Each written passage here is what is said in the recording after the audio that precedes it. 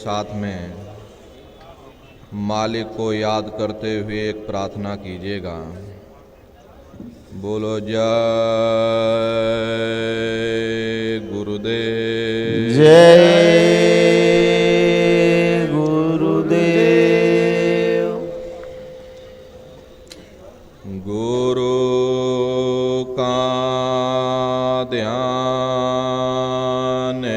कर प्यारे, गुरु का ध्यान कर प्यारे, बिना इसके नहीं छोटे ना, बिना इसके नहीं छूटना, नाम के रंग में रंग जा, नाम के रंग में रंग जा,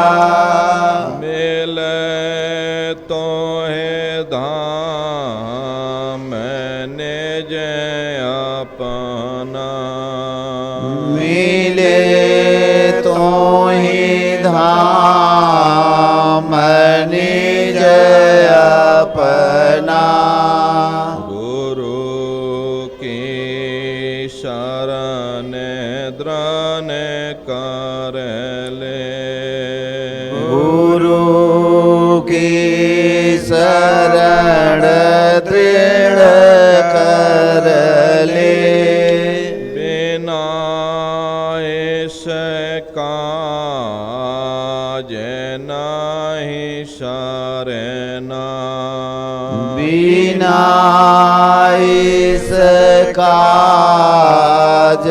नहीं शरणा, लाभ और मान क्यों चाहे, लाभ मान क्यों चाहे, पड़ेगा फिर तुझे देना, पड़ेगा फिर तुझे देना, कर्म जो जो करेगा तू, कर्म जो जो करेगा तू,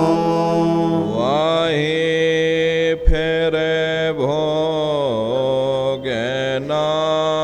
भरना, वही फिर भोगना भरना, जगत के जाल से जो त्यों, जगत के जाल से ज्यों त्यों, हटो मरदान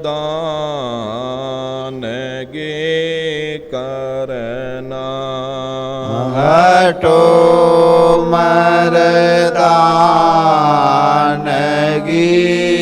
करना, जिन्होंने मारे मन डाला, जिन्होंने मार मन डाला, उन्हीं को सूर माँ कहना, उन्हीं को सूरमा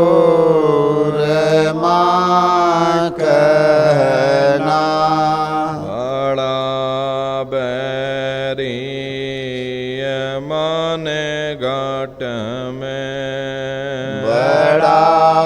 बैरी है मन घट में ऐसे का जीतना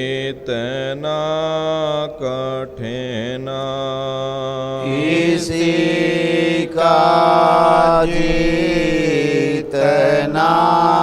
कठिना पढ़ो तुम सही के पीछे पढ़ो तुम सही के पीछे और सब ही जतन तजना और सब ही जतन तजना हार जब जाए मन तो जैसे हार जब जाए मन तुझसे गणा दे सोरत को गगना चढ़ा दे सुरत को गगना और सब काम जग झूठा और सब काम जग झूठा त्याग दे साई को गहना त्याग दे सही को गहना गुरु से प्रीत कर पहले गुरु से प्रीत कर पहले और घट शब्द को सुनना बहुरे घट शब्द को सुनना गुरु का ध्यान कर प्यारे गुरु का ध्यान कर प्यारे बिना इसके नहीं छोटना बिना इसके नहीं छूटना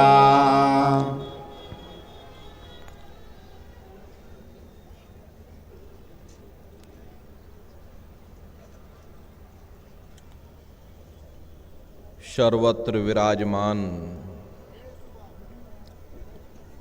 शब्द स्वरूप परम पूज्य स्वामी जी महाराज के श्री चरणों में कोटि कोटि नमन प्रणाम करते हुए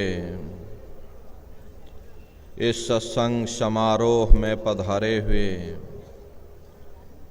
सभी सत्संगी धर्म प्रेमी भाई बहनों को सादर जय गुरुदेव। प्रेमी भाई बहनों, जब यहाँ न धरती थी, न सूरज चांद सितारे थे, न जमीन थी न आसमान था, न देवी थे न देवता थे, जब कहीं कुछ भी नहीं था, तो एक अनीय नामा अभिसच्चिदानंद प्रभु धामा, वो एक अनीय अनामी महाप्रभु अपने अनामी धाम में अखंड राज किया करते थे। उस मालिक की मौज मर्जी उठी, उन्होंने 3 लोकों का विस्तार किया, यानी अगम लोक, अलख लोक और सत्यलोक। ये तीनों लोक एक रस हैं। यहाँ न कभी परिवर्तन हुआ और ना ही कभी हो सकता। काफी समय जब बीत गया तब रचना का विस्तार सतपुरुष भगवान ने किया। उन्होंने अपनी आवाज पर अनंतों अनंत ब्रह्मांडों की रचना की और अपने 16 पुत्रों को नीचे उतार दिया। निरंजन भगवान, जिनको दुनिया ईश्वर कहती है, सतपुरुष भगवान के सबसे छोटे पुत्र थे।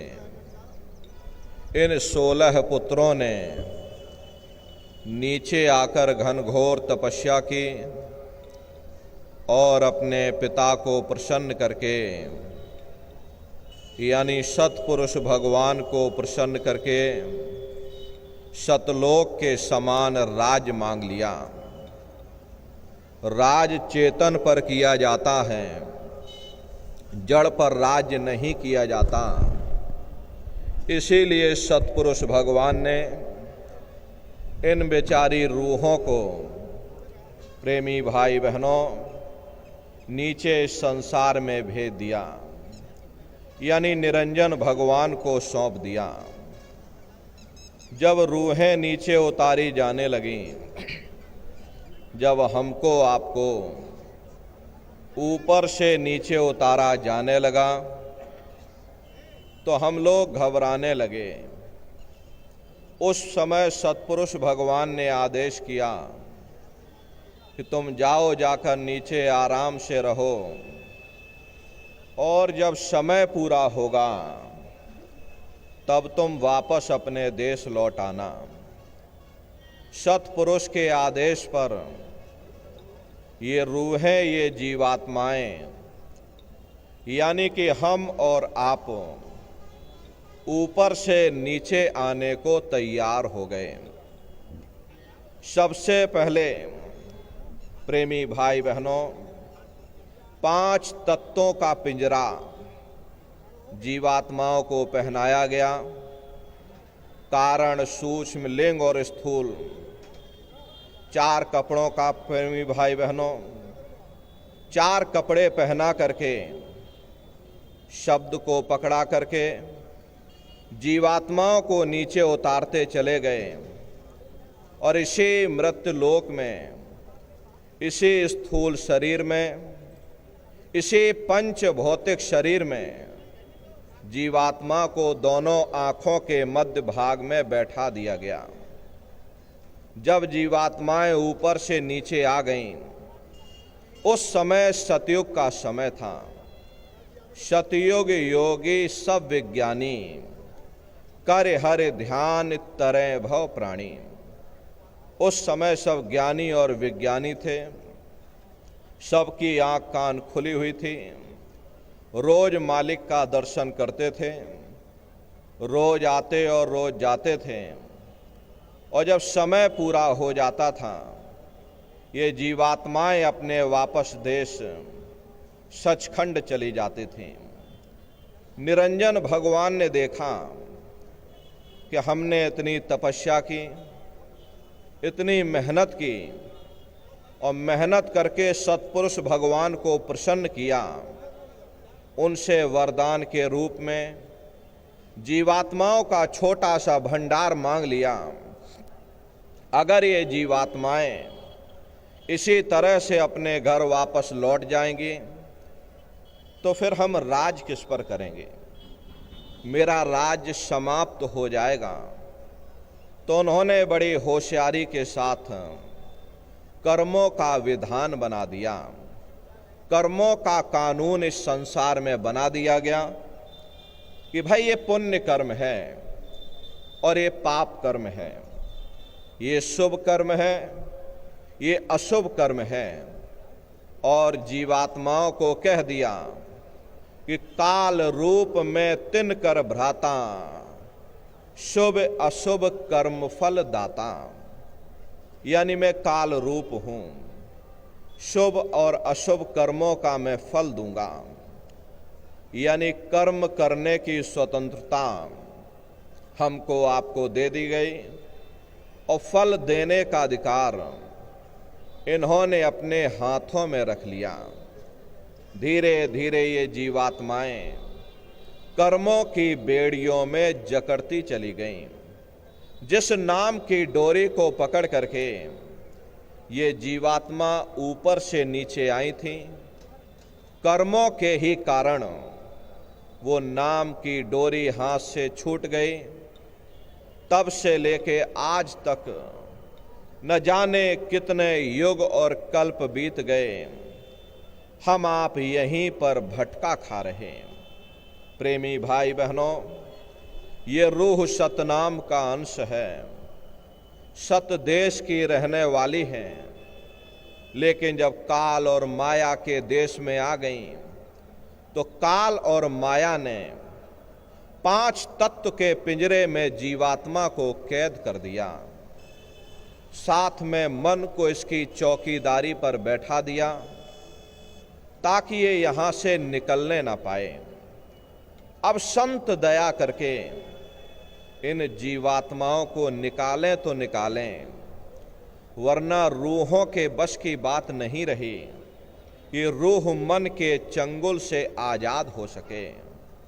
महात्मा प्रेम से जीवों को समझाते हैं कि कर्ता ने काया रची, जुग जुग जग विस्तार। यानी काल ने 5 तत्व के पिंजरे में जीवात्माओं को कैद कर दिया। जीव अपने घर को भूल चुका, सच्चे देश को भूल चुका, सच्चे वतन को भूल चुका। इसे अब यह भी ज्ञान नहीं रहा हम कौन हैं, हम कहां से आए हैं और हमें जाना कहां है। युगों युगों से जीव अपने ही कर्मों के बंधन में बंध करके अलग अलग योनियों में भटकता फिर रहा। वेद पुराण कर्म उपराजा, या से करे जीव जग काजा।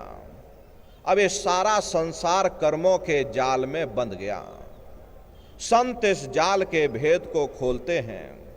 लेकिन प्रेमी भाई बहनों, देखो दुनिया वालों को, ये दुनिया वाले ऐसे ही संतों महात्माओं का विरोध करते हैं। वाल्मीकि जी महाराज ने राम के पैदा होने के 10,000 वर्ष पहले ही पूरी रामायण बनाकर रख दी थी कि भाई तुम्हारे अंदर राम है, तुम्हारे अंदर रावण है, सब कुछ तुम्हारे अंदर है। काल भगवान ने देखा किसने तो मेरा भेद उजागर कर दिया, मेरा पूरा भेद खोल करके रख दिया। तो उन्होंने बड़ी होशियारी के साथ बाहर राम बना दिए, बाहर रावण बना दिया, ताकि कोई अंदर ना आने पाए। सब बाहर ही बाहर राम और रावण की कथा में उलझे रह जाएं। हरे प्रेमी भाई बहनों, संत दयाल होते हैं, दया के सागर होते हैं। वे चाहते हैं कि सब जीवों को इस भव सागर से पार कर दिया जाए। लेकिन काल ने ऐसा जाल डाल रखा कि कोई भी जीव संतों महात्माओं की वचन वाणी को सुनने और मानने के लिए तैयार ही नहीं होता। यदि किसी साधक ने मेहनत करके और अंदर जाने की कोशिश भी की तो काल ने उसे वहीं पर रोक दिया। किसी को रिद्धि सिद्धि शक्ति देकर बहला दिया, किसी को स्वर्ग की तृष्णा दे दी, किसी को बैकुंठ की तृष्णा दे दी। और यदि साधक फिर भी नहीं माना तो माया ने उसे गिरा दिया। देखो विश्वामित्र को बहुत से महात्माओं ने 60-60 हजार वर्षों तक तपस्या की, लेकिन प्रेमी भाई बहनों, माया ने ऐसा धोखा दे दिया कि प्रेमी भाई बहनों वो अपनी साधना से गिर गए। महर्षि पराशर पूर्ण योगी हो करके घर वापस लौट रहे थे। रास्ते में मल्लाह की लड़की पर मन खराब हो गया। अपनी पूरी तपस्या उन्होंने बर्बाद कर दी। प्रेमी भाई बहनों, महात्मा यही समझाते हैं कि कर्ता कर्म किया विस्तारा, लख 84 रूप सवारा, काल्य परवल जाल पसारा, उन सब जीव घेर कर मारा। यानी काल ने 5 तत्व के पिंजरे में जीवात्माओं को कैद कर दिया। बड़ा जबरदस्त ये जाल है। बड़े बड़े ऋषि मुनि पीर पैगंबर औलिया काल के जाल में फंस करके धोखा खा गए। कृष्ण भगवान ने उद्धव से कहा कि हे उद्धव, ये जो तुम चींटा देख रहे हो ये कई बार इंद्र बन चुका। जब स्वर्गों का राजा इंद्र वे अपने कर्मों के कारण चींटा बन सकता है, तो हम दुनिया के जीवों का क्या हाल होगा, हम लोग कभी विचार नहीं कर पाते। धृतराष्ट्र ने कृष्ण भगवान से पूछा कि हे केशव, मैं अंधा क्यों हूं? मुझे 100 जन्मों की खबर है। मैंने इन 100 जन्मों में कोई ऐसा कर्म नहीं किया जिससे कि मैं अंधा होता। कृष्ण भगवान ने सिर पर हाथ रखकर कहा, जरा और पीछे जाकर देखो। जब उन्होंने और पीछे गए, देखा कि 106 जन्म का कर्म निकला। प्रेमी भाई बहनों, ये कर्मों का बड़ा ही भारी संसार है। बड़े बड़े ऋषि मुनि पीर पैगंबर औलिया कर्मों के जाल में फंस करके धोखा खा गए। कोई दाव नहीं मार्ग पावे, धर धर देहि जन्म सिरावे। काल ने जीवों के निकलने के लिए कोई दाव नहीं छोड़ा, कोई रास्ता नहीं छोड़ा। अगर कोई रास्ता है तो वह केवल संतों की शरण है, क्योंकि कर्म करने से मुक्ति नहीं मिलती। चाहे अच्छे कर्म हो या चाहे बुरे कर्म हो। यदि बुरे कर्म लोहे की जंजीर है तो अच्छे कर्म सोने की बेड़ियां हैं। आध्यात्म यही कहता है कि जब तक ये जीवात्मा निष्कर्म नहीं हो जाएगी, उस परमात्मा को प्राप्त नहीं कर सकती। प्रेमी भाई बहनों, कर्म कलंदर आप नचावे, बाजी लाए जीव भटकावे। जिस तरह से मदारी बंदर को घर घर नचाता है, ठीक उसी प्रकार से जीवों को अपने ही कर्म नचा रहे। बुरा कर्म आ गया, जीव नरकों 84 में चले गए।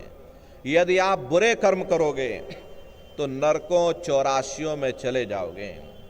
अच्छे कर्म करोगे, राजा महाराजा बन जाओगे।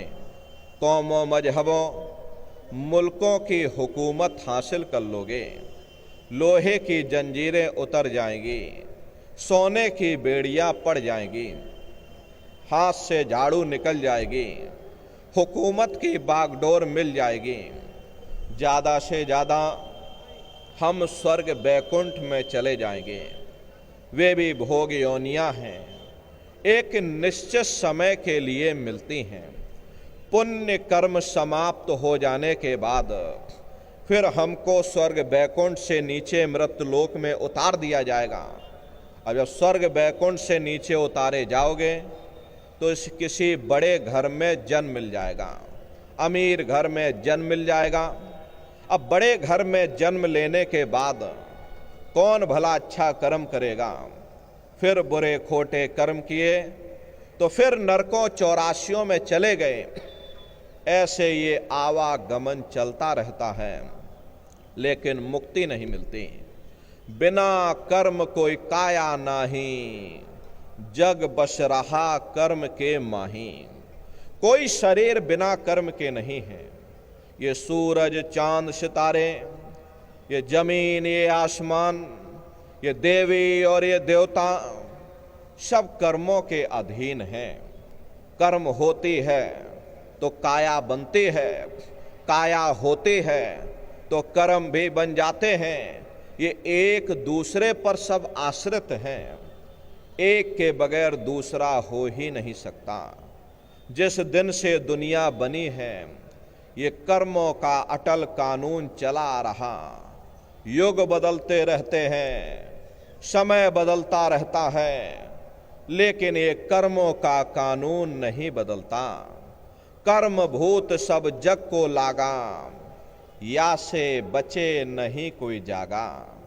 कर्मों का ये भूत सारे संसार के जीवों को लगा हुआ है।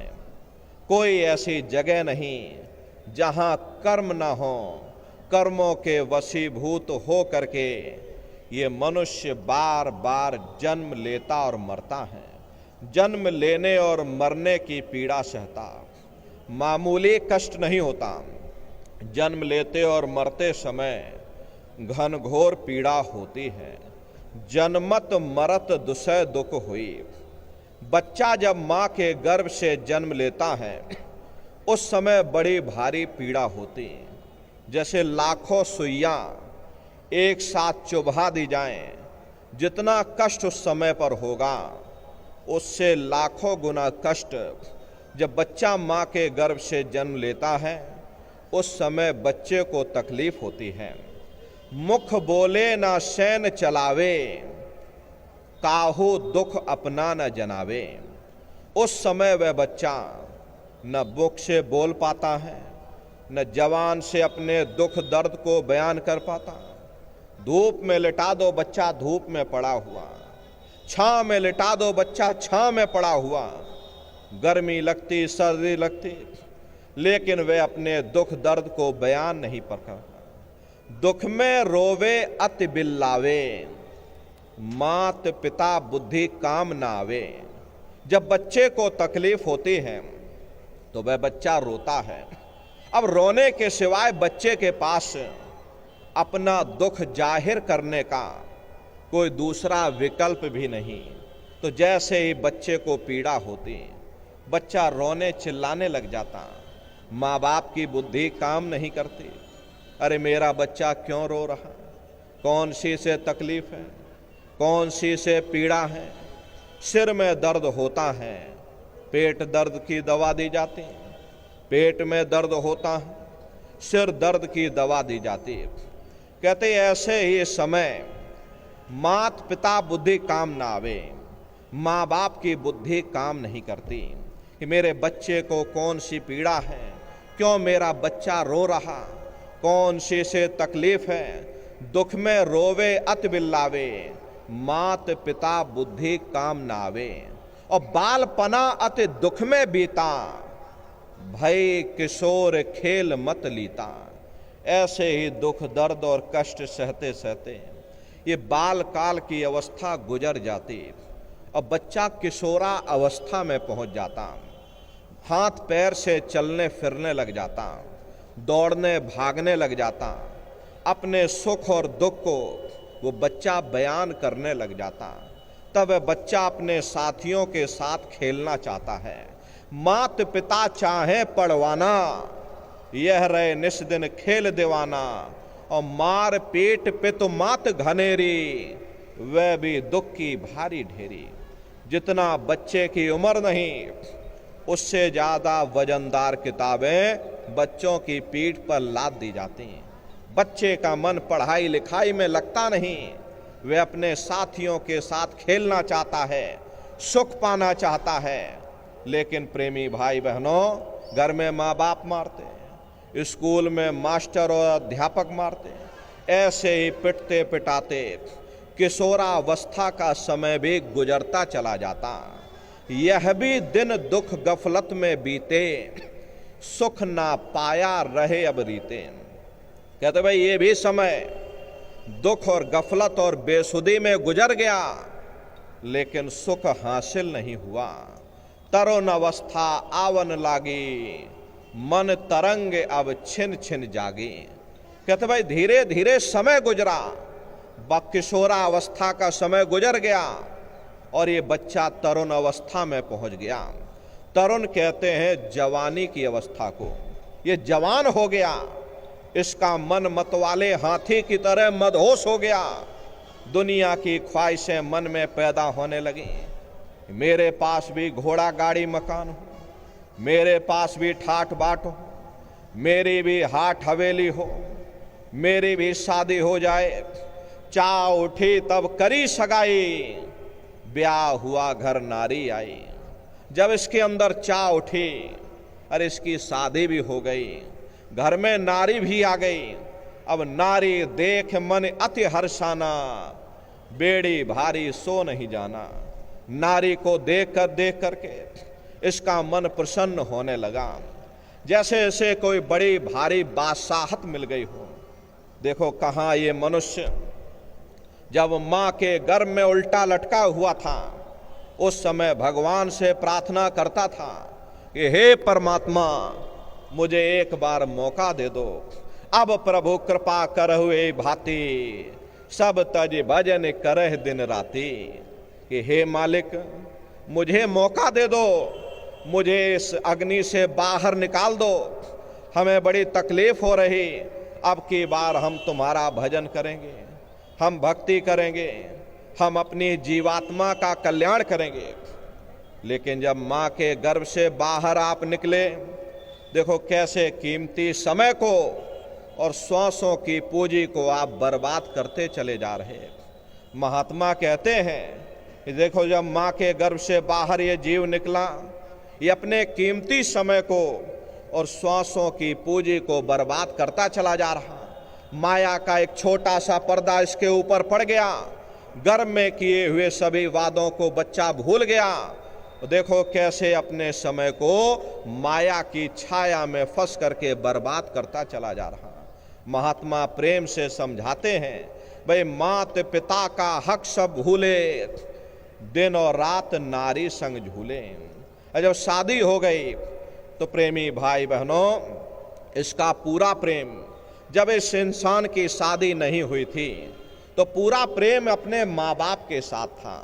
लेकिन जब शादी हो गई, माँ बाप के हिस्से से आधा प्रेम इसने अपनी औरत को दे दिया। कुछ समय बाद जब बच्चे कच्चे हो गए तो माँ बाप के हिस्से का बचा हुआ आधा प्रेम इसने अपने बच्चों कच्चों को दे दिया। अब बेचारे माँ बाप जिन्होंने अपने लाल को अपनी पलकों पर बैठा करके रखा, खुद भूखे रहे लेकिन मेहनत करके अपने बच्चों का पालन और पोषण किया, वही औलाद, वही माँ बाप, उनकी बूढ़ी आंखें अपने बच्चों के प्रेम के लिए तरसती हैं, लेकिन उनकी औलाद उनको धुतकार देती है। अरे अपने आश्रम पर बहुत से ऐसे लोग आते हैं, तरह तरह की शिकवा शिकायत अपना दुखड़ा रोते हैं कि हमको हमारे बच्चों ने निकाल दिया। अरे प्रेमी भाई बहनों, जो अपने माँ बाप को सताता है वो इंसान इस संसार में कभी सुखी नहीं हो सकता। तो महात्मा कहते हैं कि भाई फिकर पड़ा घर का जब ही, दर दर भटके दुख अब सही।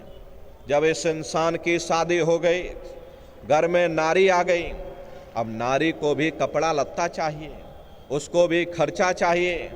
बच्चे कच्चे हो गए, उनकी पढ़ाई लिखाई पालन पोषण का खर्चा। अब ये इंसान सोचता है कि चलो कहीं चार पैसे कमाए जाएं, कहीं दुकानदारी की जाए, कहीं नौकरी की जाए ताकि घर का खर्चा चल सके। स्वान समान करे गति अपनी, धन का सुमरन धन की जपनी। धन पाया तो हुआ आनंदा, नहीं मिले पड़ा दुख का फंदा। अगर चार पैसे कमा लिए तब तो गनीमत है, और अगर नहीं कमा पाए तो दुनिया भर का कर्जा हो गया। अब कर्जे को उतारने के लिए कहीं औरत का गहना गिरवी रखना पड़ा, कहीं जमीन जायदाद गिरवी रखनी पड़ी, कहीं घोड़ा गाड़ी मकान गिरवी रखना पड़ा।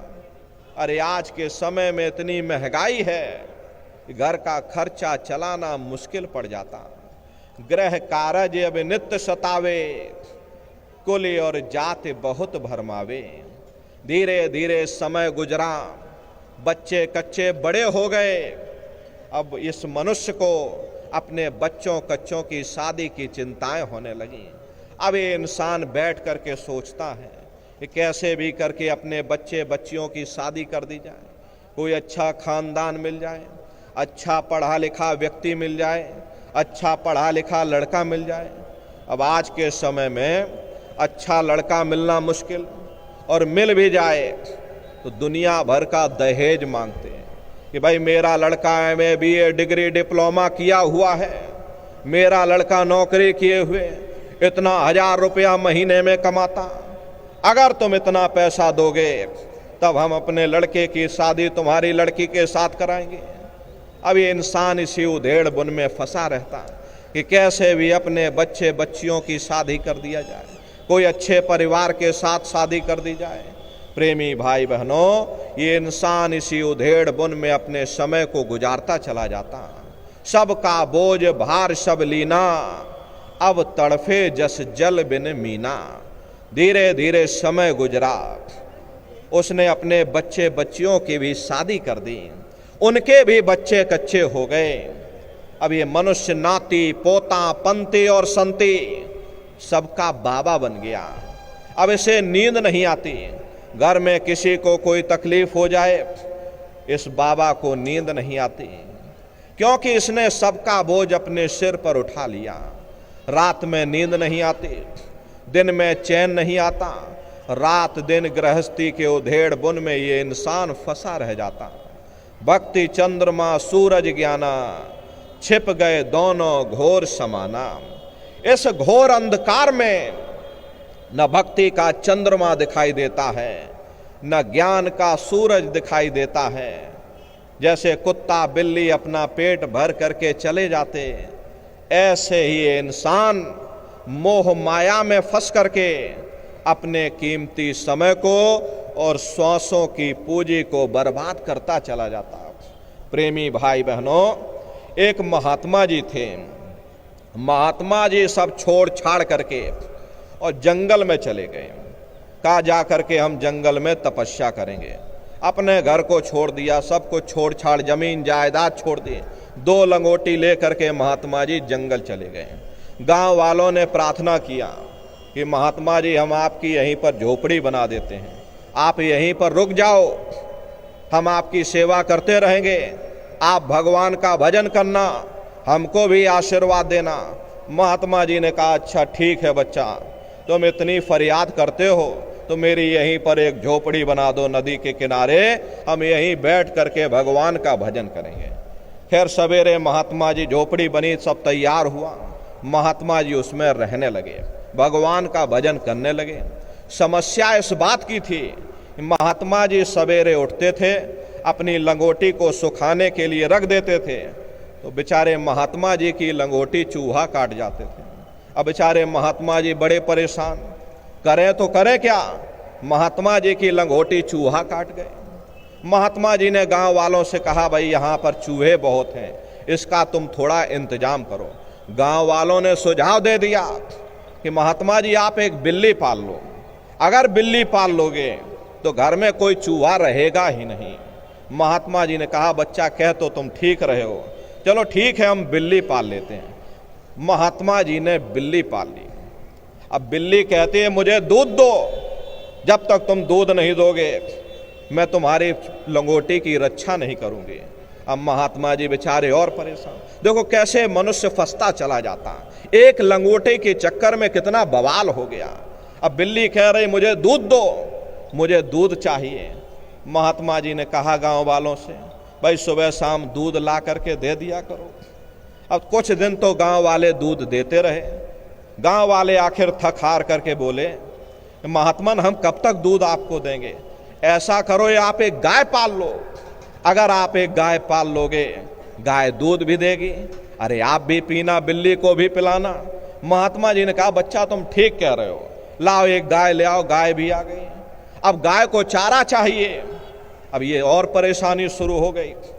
अब बेचारे महात्मा जी पहले चारा खोप काटें, फिर चारा गाय को खिलाएं, फिर गाय दूध दे और फिर दूध बिल्ली को दे और फिर बिल्ली लंगोटी की रक्षा करे। एक लंगोटी के चक्कर में इतना बवाल महात्मा जी, यहां पर बवाल खत्म ही नहीं होते। एक लंगोटी के चक्कर में देखो इतना रायता फैल गया। प्रेमी भाई बहनों, महात्मा जी और परेशान हो गए। कहा भाई हम चारा कहां से लाएं? गांव वालों ने सुझाव दे दिया, ये आप खेती बाड़ी कर लो, ये सामने जंगल में जमीन पड़ी हुई है, खेती बाड़ी करो, चारा काट लो। महात्मा जी ने कहा भाई हम भजन करें या चारा काटें? हम बड़े परेशान हो गए। गांव वालों ने सुझाव दे दिया, महात्मा जी गांव में एक विधवा औरत है, वो आपकी सेवा करती रहेगी, आप उसको बुला लो अपने पास, वो चारा भी काटेगी और दूध भी दुहेगी और दूध आपको भी पिलाएगी और बिल्ली को भी पिलाएगी। महात्मा जी बोले बच्चा ठीक कह रहे हो। अब एक और विधवा औरत आ गई, तो कुछ दिन बाद गांव वालों ने कहा कि महात्मा जी इस औरत से आप शादी कर लो, क्योंकि गांव में तरह तरह की चर्चाएं चलती हैं, हमको अच्छा नहीं लगता। अब महात्मा जी बेचारे शादी कर लिए, 2-4 बच्चे भी हो गए। एक लंगोटी के चक्कर में आए थे हरि भजन को, ओटन लगे कपास। प्रेमी भाई बहनों, यही हालत जीवों की है। जीव संसार के बंधनों में इतना फंसता चला जाता, इतना उलझता चला जाता, उसे स्वयं पता नहीं चलता मेरा समय कब गुजरता जा रहा। जवानी आई बुढ़ापा आया, यह भी बीते दुख में सब दिन, वृद्ध अवस्था आई छिन छिन। धीरे धीरे ये समय गुजरता चला गया। अज्ञान अंधेरा अति घट छाया, लोक गया पर लोक गवाया। न जाने कितने युग युगांतर तक अलग अलग योनियों में भटकने के बाद तब बड़े सौभाग्य से तुम लोगों को ये मनुष्य शरीर मिला। और इसीलिए मिला कि चलो ठीक है, अब की बार तुमको मौका दे रहे, तुम भजन कर लो, भक्ति कर लो, तुम अपनी जीवात्मा का कल्याण करा लो। लेकिन ना भजन किया, ना भक्ति की, ना लोक के रहे, ना परलोक के रहे, ना घर के रहे, ना घाट के रहे। यह भी बीते दुख में सब दिन, वृद्ध अवस्था आई छिन छिन। धीरे धीरे समय गुजरता चला गया और बुढ़ापे की अवस्था आ गई। अब ये इंसान बूढ़ा हो गया।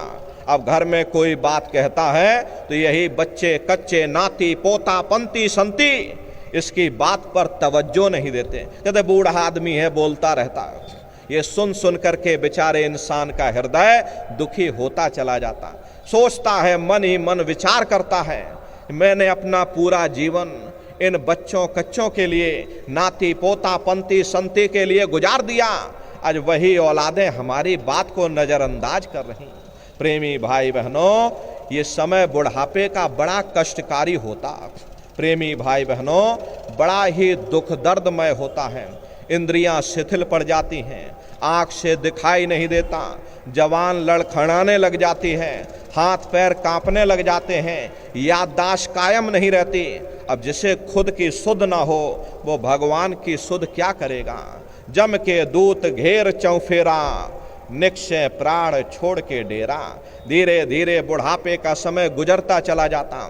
एक समय ऐसा आता है मौत का समय, और यमराज आते हैं, यमदूत आते हैं, तो भाई फलाने राम सिंह तुम डेरा खाली करो, तुम्हारा समय पूरा हो गया, निकलो तुम बाहर इस किराए के मकान से।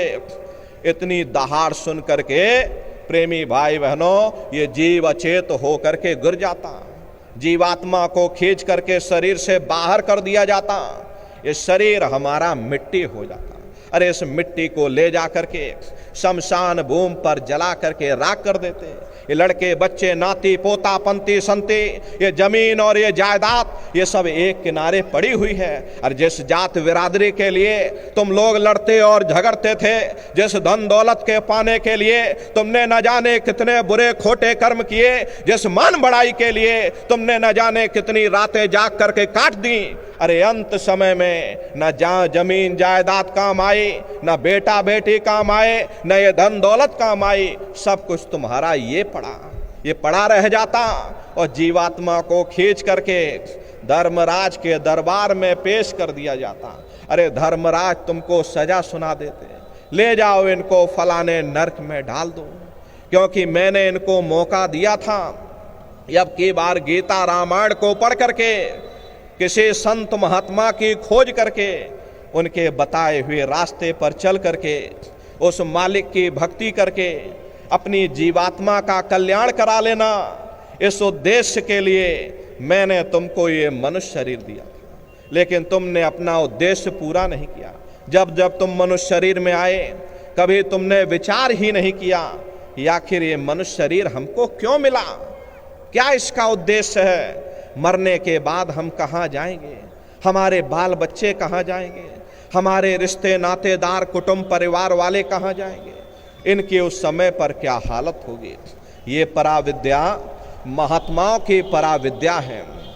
हम आप इस जड़ संसार में फंस करके उस पराविद्या से अनभिज्ञ हो गए और अपने उद्देश्यों को भूल गए, अपने वादे को भूल गए। वो वादा जो हमने माँ के गर्भ में किया था उस परमपिता परमात्मा से कि हे परमात्मा मुझे मौका दे दो, भजन करेंगे, भक्ति करेंगे, जीवात्मा का कल्याण करेंगे। लेकिन प्रेमी भाई बहनों, ना आपने भजन किया ना भक्ति की, बस माया की छाया में फंस करके इस मिथ्या जगत को अपना मान करके हम आप इसी में गोता खा रहे हैं। प्रेमी भाई बहनों, इस दुनिया में हित मित भाई बंधु, रिश्ते नातेदार, कुटुंब परिवार वाले, इनमें से कोई भी चीज तुम्हारी जीवात्मा को इस अधोगति से बचा नहीं सकती। हम कौन हैं, हम कहाँ से आए हैं और हमें जाना कहाँ है, ये मानव मात्र के लिए एक जटिल प्रश्न बना हुआ है। इस प्रश्न का हल तब तक नहीं होगा जब तक इस धरा भूमि पर कोई संत महात्मा फकीर ना मिल जाए। इसीलिए वह मालिक अति दया और कृपा करके संतों महात्माओं को इस धराधाम पर भेजते हैं। संत महात्मा फकीर यहाँ पर आकर के हम जीवों को समझाने का प्रयास करते कि भाई वो परमात्मा है, वो आपको मिलेगा, जीते जी मिलेगा, इसी मनुष्य शरीर में मिलेगा। इसी मनुष्य शरीर में बैठ करके परमात्मा से मिलने का एक दरवाजा है और वह दरवाजा केवल संतों महात्माओं को ही प्राप्त है। ये दुनिया के लोग, दुनिया की आवाम जनमानस भौतिकता के ज्ञान को पढ़ करके अहंकार में डूबी रहती है कि हमसे बड़ा कोई ज्ञानी नहीं।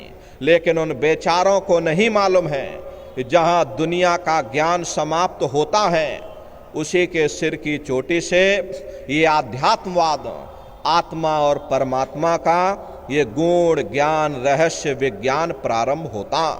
उस विज्ञान को पाने के लिए सबसे पहले यह जरूरी है कि पहले आप मानवतावादी बनो, मानव धर्म और मानव कर्म को अपनाओ। अरे मानव धर्म क्या है? इंसान इंसान के काम आवे, एक दूसरे की निस्वार्थ भाव से सेवा करे, सत्य दया अहिंसा परोपकार आदि गुणों को अपने जीवन में उतार करके और किसी संत महात्मा की खोज करके उनके बताए हुए रास्ते पर चल करके उस मालिक की भक्ति करके अपनी जीवात्मा का कल्याण करा ले। यही इंसान का सबसे बड़ा मानव धर्म है।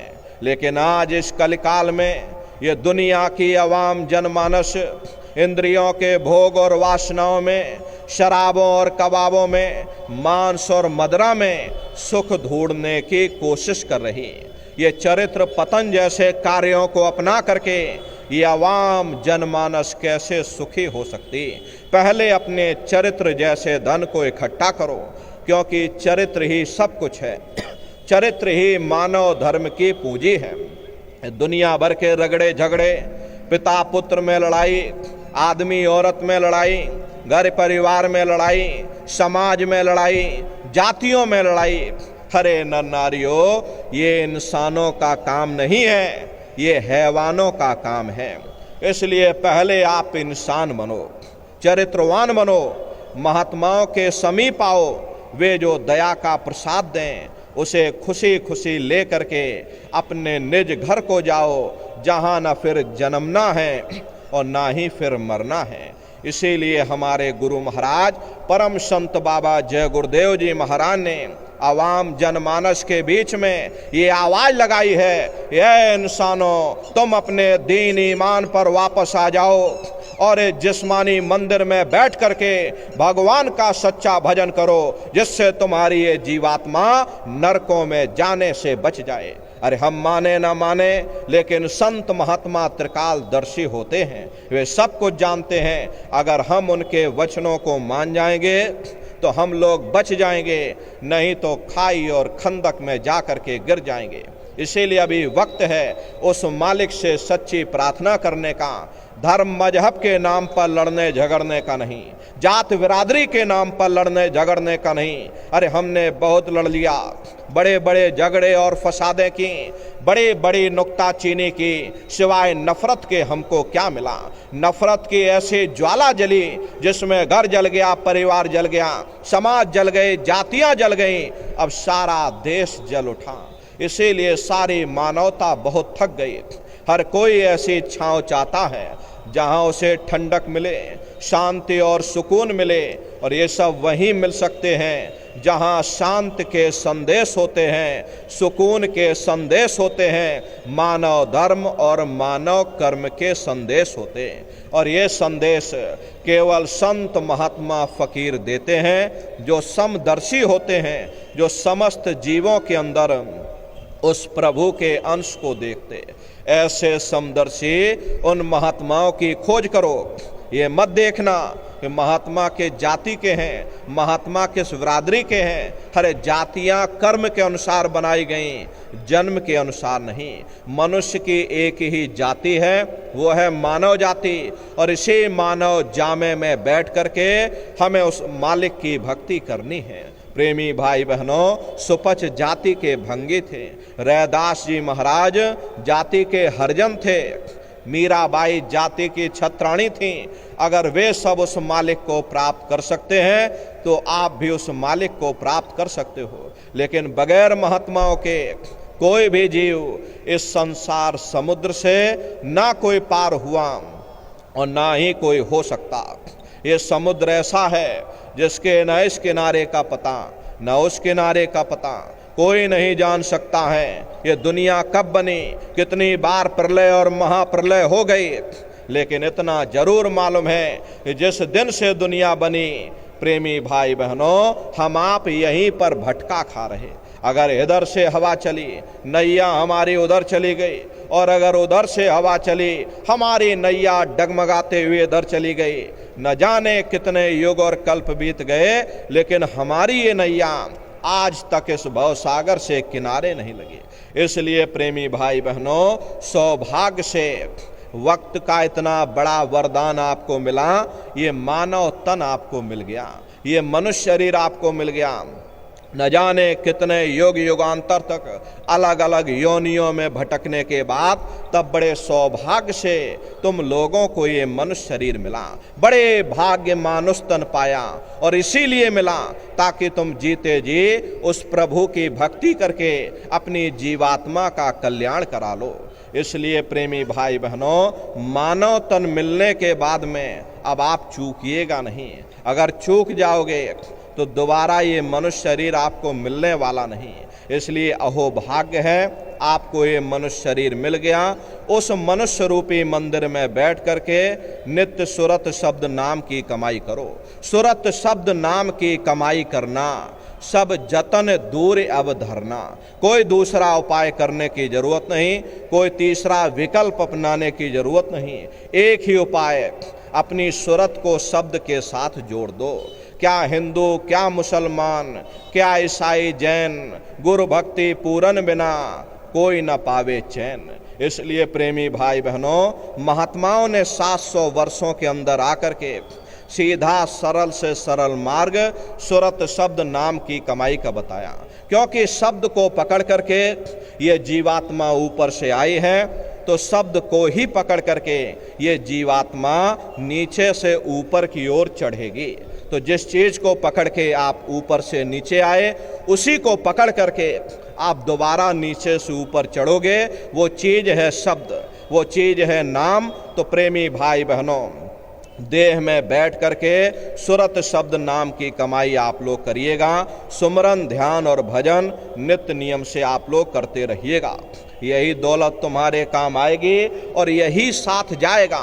बाकी सब रगड़े झगड़े ये सब यहीं पड़े रह जाएंगे। इसलिए वो दौलत कमा लो जो अंत समय में तुम्हारे काम आवे। सुमरन, ध्यान और भजन बराबर आप लोग करते रहिएगा। बहुत से नए प्रेमी भाई बहन यहाँ बैठे हुए हैं, तो आप लोगों को होली के दिन नामदान मिल जाएगा। होली के दिन यानी कि 25 तारीख को प्रातःकालीन बेला में इसी समय पर आप सभी लोग मैदान में उपस्थित हो जाइएगा। होली के अवसर पर सत्संग भी होगा, नामदान भी होगा, प्रभु प्राप्ति का रास्ता भी आप लोगों को मिलेगा। तो आप सभी प्रेमी भाई बहन होली के अवसर पर आप लोग पधारिएगा। जितने नए प्रेमी भाई बहन आए हैं उनको अपने साथ ले करके सामने मैदान में बैठाइएगा। तो प्रेमी भाई बहनों, अपनी वाणी को हम यहीं विराम देते हैं। देखिए प्रेमी भाई बहनों, आज मुक्ति दिवस का ये महापावन पुनीत पर्व है। मुक्ति दिवस के अवसर पर आप सभी प्रेमी भाई बहन गुरु महाराज के दरबार में उपस्थित हुए हो। आज का दिन है तो बड़ी प्रसन्नता का, लेकिन इसका इतिहास, मुक्ति दिवस के पीछे का इतिहास बड़ा ही दर्दनाक और बड़ा ही दर्दीला है। समय समय पर संत महात्मा फकीर इस भूल भरम अज्ञान के देश में हम जीवों को इस भवसागर से पार करने के लिए इस धराधाम पर अवतरित होते रहते हैं। लेकिन दुर्भाग्य हम अज्ञानी मनुष्यों का है। हम अज्ञानी मनुष्य ऐसे ही संतों महात्माओं का विरोध करते हैं जो कि हमारे हित की बात करते। और लगभग संतों का जो इतिहास रहा करीब करीब 700 वर्ष पुराना है। इन 700 वर्षों के अंतर्गत जितने भी महात्मा धरती पर आए, कबीर, नानक, दादू दरिया, भीखा, रविदास, पलटू, जगजीवन, ईसा, मूसा, मोहम्मद साहब, जितने भी महात्मा आए, हम अज्ञानी मनुष्यों ने उन महात्माओं का भरपूर विरोध किया। हालांकि उन महात्माओं ने इसके लिए अपनी कुर्बानी दी, अपना बलिदान दिया, लेकिन अपने दृढ़ संकल्पों को नहीं छोड़ा। प्रेमी भाई बहनों, ये महात्माओं के दया कृपा का ये परिणाम है। महात्माओं ने बड़े कष्ट सहे, दुनिया वालों ने बहुत कष्ट दिया, लेकिन महात्माओं ने अपने दृढ़ संकल्पों को नहीं छोड़ा। जो जीव इस भवसागर से कभी पार होना ही नहीं चाहते थे, उनके लिए उन्होंने रास्ता जारी किया। और धीरे धीरे आज हमारा आपका रुझान अपने घर सचखंड जाने का बनने लगा। अरे हम लोगों को सचखंड का कोई अता पता तक नहीं मालूम, क्योंकि यहाँ रहते रहते इतने युग और कल्प बीत गए। लाख ठोकर खाने के बावजूद हमारी आपकी तीव्र इच्छा यहीं रहने की बनी रही। ऐसे कलकाल में उन महात्माओं ने अपने त्याग और तपस्या के बल पर, अपनी कुर्बानी के बल पर हम जीवों के अज्ञानी पापों को धोया है। प्रेमी भाई बहनों, ये मुक्ति दिवस अपने आप में बड़ा ही लौकिक और पारलौकिक रहस्य है। लौकिक जगत में हम आप इसका एक अलग अर्थ लगाते हैं, लेकिन प्रेमी भाई बहनों, पारलौकिक दृष्टि से ये रूहों पर, जीवात्माओं पर लदे हुए पाप कर्मों को साफ करने का एक अभियान था। दुनिया पर आफत आनी थी, अपने सिर पर ओढ़ लिया। अरे महात्माओं के साथ कोई मामूली सी घटना घट जाए, उसका अपने आप में बड़ा ही राज और रहस्य होता है। प्रेमी भाई बहनों, परम पूज्य स्वामी जी महाराज ने अपने आध्यात्मिक वैचारिक क्रांति की शुरुआत 10 जुलाई सन 1952 यानी गंगा की पावन धरती यानी काशी नगरी से अपने आध्यात्मिक संदेशों को जारी किया। चंद लोगों के बीच में लगाया हुआ ये बागवां और बगीचा इस तरह से पुष्पित और पल्लवित होगा, इसकी इतनी विशाल शाखाएं होंगी, ये अनुमान उस समय पर किसी ने नहीं लगाया था। लेकिन परम पूज्य स्वामी जी महाराज इस बूंद को सागर बनने का संकेत चंद प्रेमियों को बराबर देते रहते थे। धीरे धीरे ये अभियान बढ़ा और सन 70 का दशक आते आते यह क्रांति के रूप में परिवर्तित हो गया। ऐसी क्रांति जो शुद्ध रूप से आध्यात्मिक वैचारिक क्रांति थी जिसमें हिंसा और हत्या का कोई स्थान नहीं था, लेकिन निश्चय ही यह मानव मस्तिष्क को हिला देने वाली क्रांति थी। बड़े बड़े लोग जो भौतिकता की अंधी दौड़ में भटक रहे थे, जिनके दिलो दिमाग में आध्यात्मवाद एक खोखला विषय बन चुका था, जिन्होंने धर्म से मुख मोड़ लिया, ऐसे भूले भटके मानव समाज के मन मस्तिष्क में और सन 70 का दशक आते आते एक आध्यात्मिक क्रांति हिलोर लेने लगी। धीरे धीरे करोड़ों करोड़ जनमानस इस आध्यात्मिक झंडे के नीचे आकर खड़ा होने लगा। जहां लोगों के हाथों में बम गोले और बारूद हुआ करते थे, उन हाथों में परम पूज्य स्वामी जी महाराज ने 108 दाने की ये माला पकड़ा दी, जिसे देख करके शासन और शासन सत्ता में बैठे हुए लोगों को ये लगने लगा जाकी रहे भावना जैसी कि कहीं ये महात्मा जी यदि इसी तरह से जनमानस के हृदय पर यदि अपनी छाप छोड़ते गए, अपना हृदय पर अपनी जगह बनाते गए, जनता के बीच में अपनी जगह बनाते गए, तो निश्चय ही इनकी एक आवाज पर बड़ी से बड़ी सल्तनत उखड़ सकती। दुनिया और दुनिया के लोभी लालची लोग इस चीज को कभी बर्दाश्त नहीं करते थे। उन्होंने कुछ सोचने का निर्णय ले लिया कि निश्चय ही बाबा जी को रोका जाए। नाना प्रकार के षड्यंत्र और खड़यंत्र करने लगे।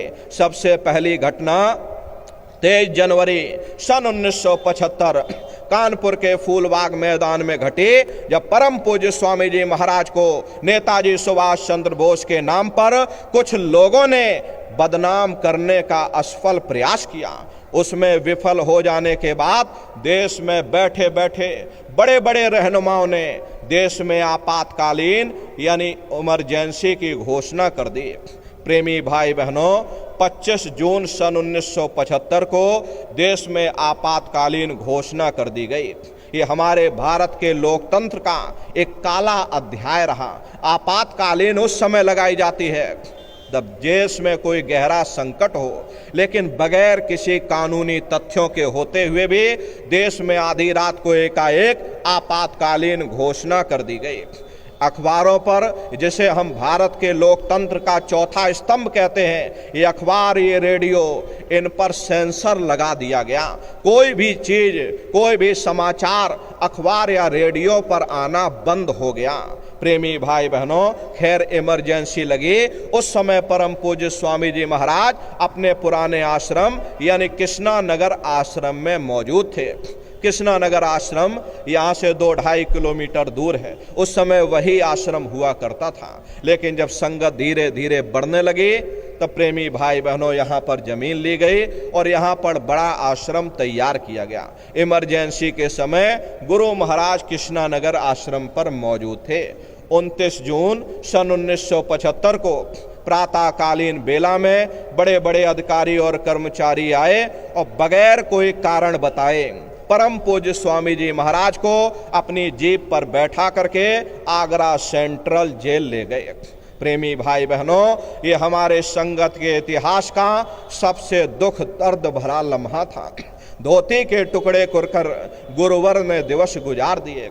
प्रेमी भाई बहनों, बगैर कोई कारण बताए, अनायास ही बगैर कुछ बताए गुरु महाराज को अपने साथ ले गए और आगरा सेंट्रल जेल में परम पूज्य स्वामी जी महाराज को इमरजेंसी के समय बंद कर दिया।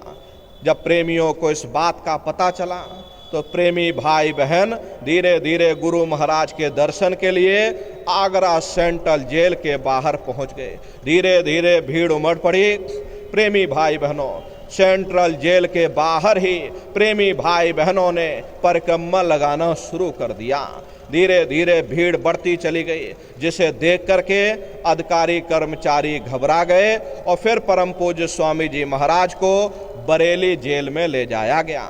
और इसी बरेली जेल में उस समय पर स्त्री प्रधानमंत्री का राज था, जिसने अपने मानवीय मूल्यों की तिलांजलि दे करके, मानवीय गुणों को धता बता करके ऐसा जुर्म और अपराध कर डाला। उत्तर प्रदेश के मुख्यमंत्री को हुक्म दिया कि बाबा जी को बेड़ियों में डाल दिया जाए।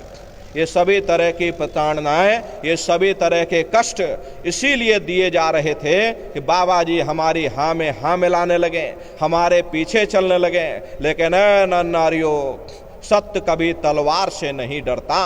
प्रेमियों ने इसके लिए कुर्बानी दी। बरेली जेल के बाहर जब प्रेमी भाई बहनों की भीड़ बढ़ने लगी तो कुछ समय बाद फिर परम पूज्य स्वामी जी महाराज को बगैर किसी को बताए बेंगलोर जेल में ले जाया गया। बेंगलोर जेल इसीलिए ले जाया गया क्योंकि उधर प्रेमी भाई बहन हमारे नहीं थे। इसीलिए प्रेमी भाई बहनों, कुछ महीने बेंगलोर जेल रखने के बाद फिर परम पूज्य स्वामी जी महाराज को दिल्ली के तिहाड़ जेल में लाया गया। और इसी दिल्ली के तिहाड़ जेल में भारत के प्रधानमंत्री के इशारे पर बड़े बड़े अधिकारी और कर्मचारी गुरु महाराज से मिलने को आए और तरह तरह का लालच, तरह तरह का प्रलोभन का दौर शुरू हो गया। क्योंकि उनको भी ये लगने लगा था कि इमरजेंसी हम भारत में ज़्यादा समय तक लगा नहीं सकते और बगैर बाबा जी के समर्थन के हम चुनाव जीत नहीं सकते। इसलिए बाबा जी को मनाया जाए। तरह तरह के लालच और प्रलोभन गुरु महाराज को ये लोग देने लगे कि हम आपको एक हेलीकॉप्टर दे देंगे, हम आपकी ज़मीनों को ठीक कर देंगे। उस समय प्रेमी भाई बहनों, ये आश्रम की जितनी भी ज़मीन है यूपीएसआईडीसी को पट्टा काटने के लिए दे दिया गया, जिसका मुकदमा आज भी हम यहाँ सिविल कोर्ट में लड़ रहे हैं। प्रेमी भाई बहनों, जितनी भी ज़मीनें, ये आप जो अगल बगल की फैक्ट्रियाँ देख रहे हो, ये सभी ज़मीनें गुरु महाराज की ज़मीनों पर ये फैक्ट्रियाँ बनी हैं। उस समय की सरकार ने परम पूज्य स्वामी जी महाराज की ज़मीनों को यूपीएसआईडीसी को दे दिया। जाओ इस ज़मीन को तुम उद्योग स्थापित करो, यहाँ तुम फैक्ट्रियाँ लगाओ। प्रेमी भाई बहनों, आज भी वो ज़मीनें जहाँ पर ये फैक्ट्रियाँ लगी, ये जितनी भी ज़मीन आप फैक्ट्रियों की देख रहे, ये गुरु महाराज की ही सारी ज़मीनें हैं। जब गुरु महाराज जेल से बाहर निकले थे, ये फैक्ट्री के मालिक जितने भी अड़ोस पड़ोस के लोग थे गुरु महाराज से मिलने आए कि बाबा जी हमारे बच्चे कच्चे हैं। तो गुरु महाराज ने यही कहा कि भाई हम तुमको बेदखल नहीं कर रहे, तुम अपनी फैक्ट्रियों को चलाओ, तुम अपने कारखानों को चलाओ, लेकिन भविष्य में जब कभी जाना इसे छोड़ करके चले जाना, इन फैक्ट्रियों को बेचना नहीं, क्योंकि ये फैक्ट्री हमारी ज़मीन में बनी हुई है। गुरु महाराज ने किसी को बेदखल नहीं किया। 50 फैक्ट्री गुरु महाराज के ज़मीन में बनी है। उस समय की सरकार ने गुरु महाराज के आश्रम को उजाड़ने में कोई कमी नहीं छोड़ी, सारी ज़मीनें सीज कर दी गई। ये जितनी अपनी गैया देख रहे हो, ये गाय बूचड़ खाने में कटने के लिए दे दी गई है। प्रेमी भाई बहनों, बहुत आतंक मचाया, लेकिन प्रेमी भाई बहनों वो समय बदला और देखो लालच और प्रलोभन का दौर शुरू हो गया। तरह तरह का लालच, हम आपको हेलीकॉप्टर देंगे, हम आपकी ज़मीन वापस कर देंगे, हम आपके आश्रम को और ज़्यादा बढ़ा देंगे, आप हमारी हाँ में हाँ मिलाओ, हमारा समर्थन आप कर दो, बस हम इतना ही आपसे चाहते हैं। गुरु महाराज बोले कि बच्चा ये समय गुजर गया, ये समय चला गया, ये सितारा डूबेगा, मुझे कोई हिंदुस्तान में माई का लाल अब खरीद नहीं सकता। गुरु महाराज ने उस समय कह दिया। गुरु महाराज, प्रेमी भाई बहनों, उसी समय गुरु महाराज ने कह दिया ये सितारा डूबेगा। महात्मा किसी को श्राप नहीं देते, लेकिन प्रेमी भाई बहनों, जो महात्माओं को सताते हैं उनके कुल खानदान में कोई पानी देने वाला नहीं बचता। रावण ने साधु संतों का अपमान किया, रहा न कुल कोई रोवन धारा। प्रेमी भाई बहनों, महात्मा कुछ नहीं बोले, लेकिन जो सत्संगी प्रेमी भाई बहन इमरजेंसी के समय जेल में गए, अरे सीने पे चढ़ चढ़ के लाठियां खाई, उफ तक नहीं किया। कितनी माताएं बहनें अपने गर्भ में बच्चों को ले जा करके, और जेल में माताओं बहनों ने अपने बच्चों को जन्म दिया। मामूली कष्ट नहीं था, बहुत भारी इमरजेंसी का वो समय था, लेकिन प्रेमी भाई बहन अपने गुरु की याद में जेल में लाखों लाख की संख्या में पहुंच गए। प्रेमी भाई बहनों, और धीरे धीरे प्रेमी भाई बहन, सत्संगी प्रेमी भाई बहनों के आंखों में आंसू थे, धीरे धीरे लहू भी निकला, लेकिन गुरु महाराज ने सबको शांत किया कि हम प्रेमियों का ये काम नहीं है। अरे वक्त और समय आएगा, अंदर वाले बाहर हो जाएंगे, बाहर वाले अंदर हो जाएंगे। देखो वो समय आया पूरे उत्तर भारत में फिर से उस पार्टी का सफाया हो गया। ये वोटों का कमाल नहीं है, ये उस महाप्रभु की लीला है। अरे गुरु महाराज ने कुछ नहीं बताया, लेकिन प्रेमी भाई बहनों, जो सत्संगी उस समय पर जेल में गए, उन्होंने बहुत कुछ देखा, बहुत कुछ सहा, बहुत कष्ट सहे, लेकिन अपने गुरु की याद में कुर्बान हो गए। और इस तरह से इस काली अध्याय का अंत हो गया। 23 मार्च सन 1977 की वो शुभ बेला आई। उस समय गुरु महाराज की रिहाई का आदेश हुआ था। 23 मार्च को गुरु महाराज जेल से बाहर निकले। आज ही के दिन परम पूज्य स्वामी जी महाराज जेल से बाहर निकले। प्रेमी भाई बहनों, रिहाई का आदेश सुबह ही हो गया, लेकिन कुछ कानूनी औपचारिकताएं पूरी करते करते प्रेमियों को दर्शन 3 बजे हुए। दिल्ली तिहाड़ जेल के सामने हजारों लाखों की संख्या में सत्संगी प्रेमी भाई बहन अपने गुरु की एक झलक पाने के लिए खड़े रहे। किसी को अन्न जल तक अच्छा नहीं लगता था, कब अपने प्यारे सतगुरु का दर्शन हो, कब उनकी एक झलक हमको मिल जाए, कब उनका एक दीदार हमको हो जाए। इसीलिए 3 बजे तक व्रत और उपवास रखा जाता है। आप लोग भी 3 बजे तक व्रत रखिएगा। आज का व्रत आपको लौकिक और पारलौकिक फायदा पहुंचाएगा। प्रेमी भाई बहनों, ये जितने सत्संगी प्रेमी भाई बहन हैं 3 बजे तक व्रत रखते हैं। और 3 बजे परम पूज्य स्वामी जी महाराज जेल से बाहर निकले, प्रेमियों को दर्शन हुआ। इसीलिए आज के दिन ही ये मुक्ति दिवस का ये कार्यक्रम, ये अवसर प्रेमी भाई बहनों, ये कार्यक्रम हम लोग आयोजित कर रहे।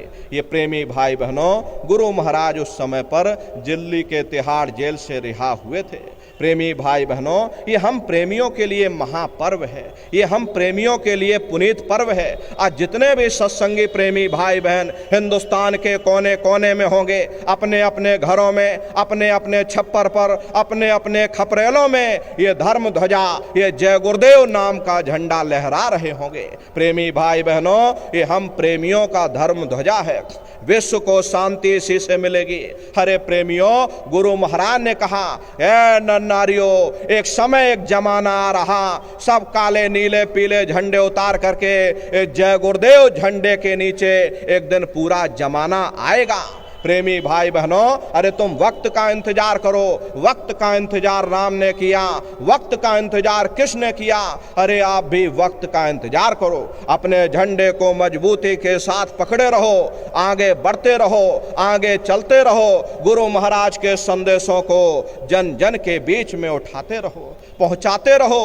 अरे हम प्रेमियों के लिए गुरु महाराज ने न जाने कितने कष्ट सहे, कितनी तकलीफें सही, लेकिन प्रेमी भाई बहनों, गुरु महाराज बराबर चलते रहे, संदेश देते गए। अगम अनामी धाम का वो संदेश प्रेमी भाई, अरे जितने महात्मा धरती पर आए सबका इतिहास पीछे छूट जाएगा जब गुरु महाराज का इतिहास बनेगा। प्रेमी भाई बहनों, परम पूज्य स्वामी जी महाराज का जब इतिहास बनेगा, जितने भी महात्मा सबका इतिहास पीछे छूटेगा, क्योंकि इतने लाखों करोड़ों की संख्या में, अरे आप तो 10% भी नहीं हो। जब हम लोग जाते हैं जंगलों में चले जाओ, छत्तीसगढ़ के जंगलों में चले जाओ, झारखंड के जंगलों में चले जाओ, आदिवासी लोग, अरे सब गुरु महाराज के प्रेमी हैं। यहाँ तक बेचारे नहीं आ पाते, लेकिन सुमरन, ध्यान और भजन बराबर जंगलों में आदिवासी लोग करते रहते हैं। प्रेमी भाई बहनों, गुरु महाराज ने हम प्रेमियों के लिए अथक मेहनत और परिश्रम किया, बहुत त्याग किया। इसलिए इस महापावन पुनीत पर्व पर आप सभी प्रेमी भाई बहन मुक्ति दिवस के अवसर पर यहाँ पर उपस्थित हुए हो। हम प्रेमियों के लिए ये महापावन पुनीत पर्व है। जब तक ये सूरज चांद सितारे रहेंगे, इतिहास परम पूज्य स्वामी जी महाराज के त्याग को, तपस्या को, उनके बलिदान, उनकी कुर्बानी को सदैव नमन करता रहेगा। प्रेमी भाई बहनों, आप सभी प्रेमी भाई बहनों को मुक्ति दिवस की हार्दिक शुभकामनाएं हैं। बोलो जय गुरुदेव, जय गुरुदेव, गुरुदेव।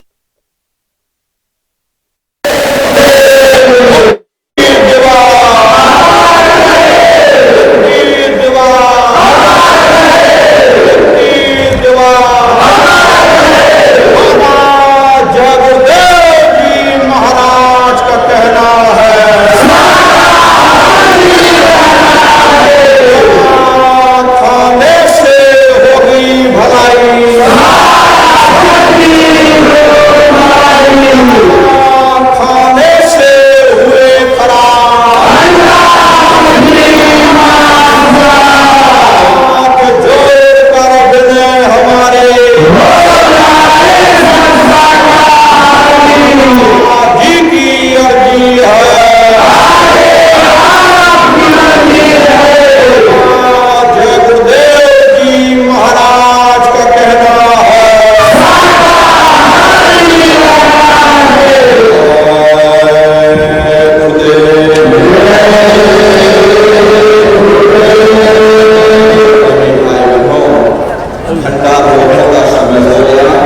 ये धर्म ध्वजा फहराने का समय धीरे धीरे नजदीक आ गया है।